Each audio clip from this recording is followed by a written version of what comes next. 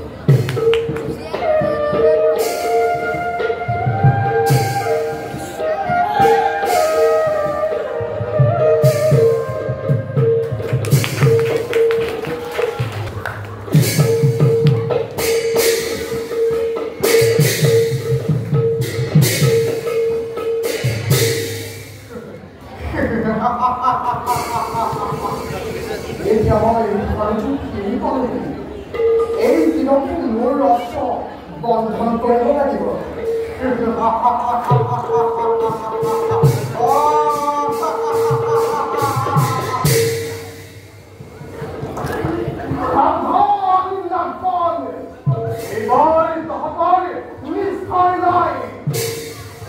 চিৰস্থায়ীভাৱে তহঁতে এদিন মাতৃৰ খাপত দগ্ধ হ'ব লাগিব।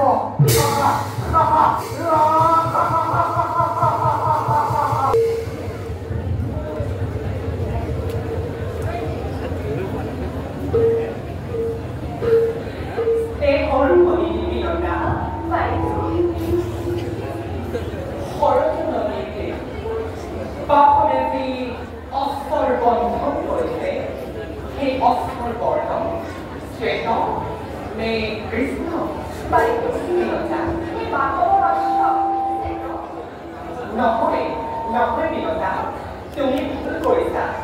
সৰস্বতী নদীৰ তীৰত বাঘৱেদী অস্ত্ৰৰ বন্ধন কৰিছে। সেই অস্ত্ৰৰ বৰ্ণ শ্বেত হ'ব নোৱাৰে।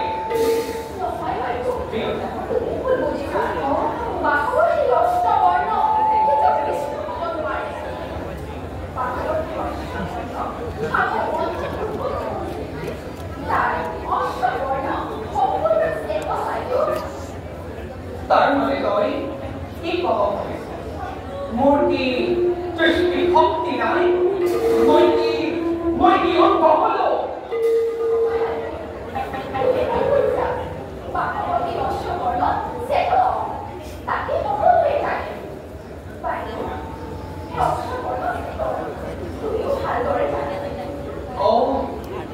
তাৰ মানে তই মোৰ লগত তলে তলে বিবাদ আৰম্ভ কৰিব খুজিছ? বাহুৱে বন্ধন কৰা অস্ত্ৰৰ বৰ্ণ সম্পূৰ্ণ কৃষ্ণ। এই কথা মই ভালদৰে জানো। বিনতা,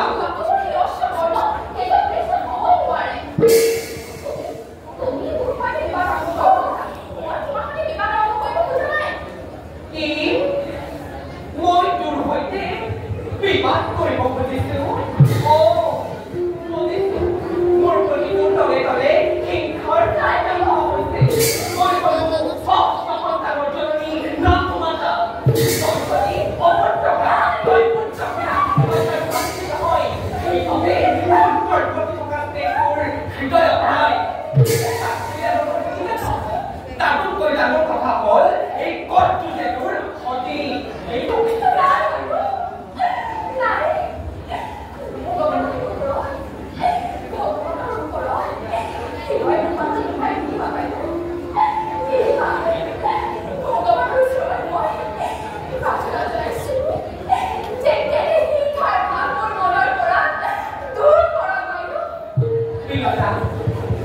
সেইবোৰ কেৱল তোৰ এই মুখৰ মাধুৰী কথা। তই যিমানেই নকওঁ কিয়, যিমানেই তই মহাপতিৰ ভাও নকৰ কিয়, এই জগতে জানে নাৰী জাতিৰ প্ৰধান শত্ৰু সপত্নী।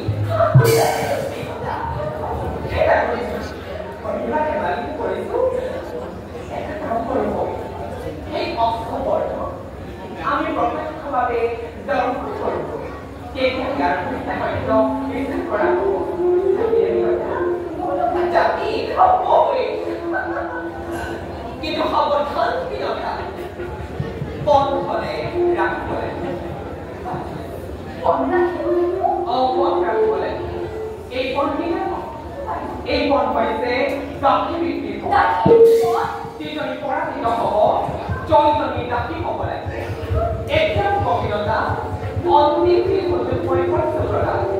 সৰস্বতী নদীৰ তীৰত বাঘৱেদী অস্ত্ৰৰ বন্ধন কৰিলে। সেই অস্ত্ৰৰ বৰ্ণ শ্বেত নে কৃষ্ণ?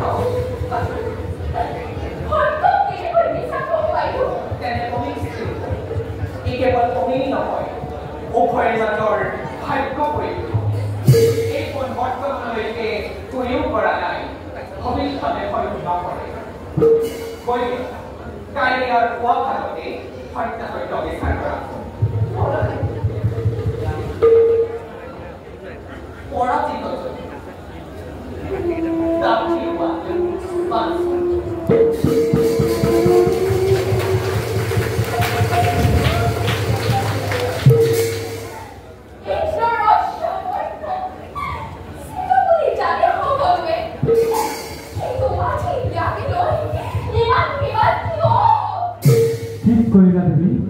ঠিক কৰিলা, নিজৰ বিপক্ষীয় নিজে নাজানিলা।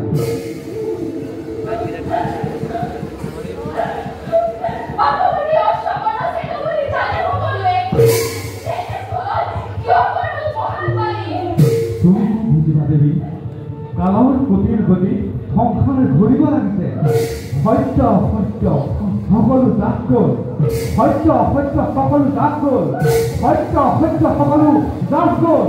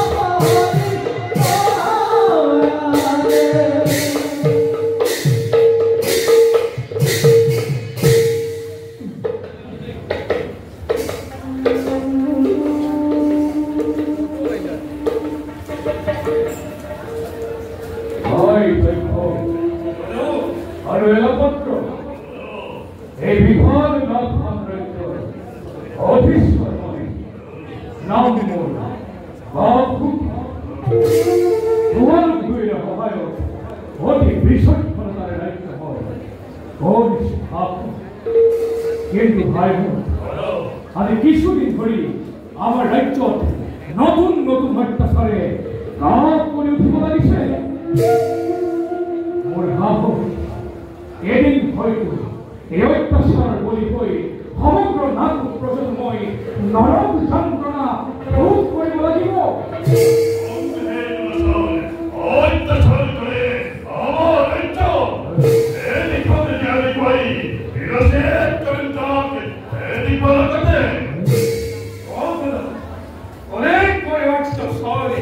আমাৰ ৰাজ্য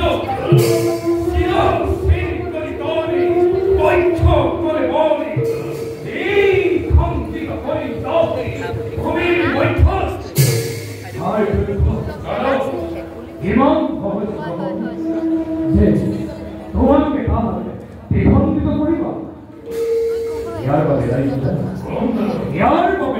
জানা ইয়ার বাবে আমার পিতৃগুরু আর আমার শিরোলেখ জননী হাই হোক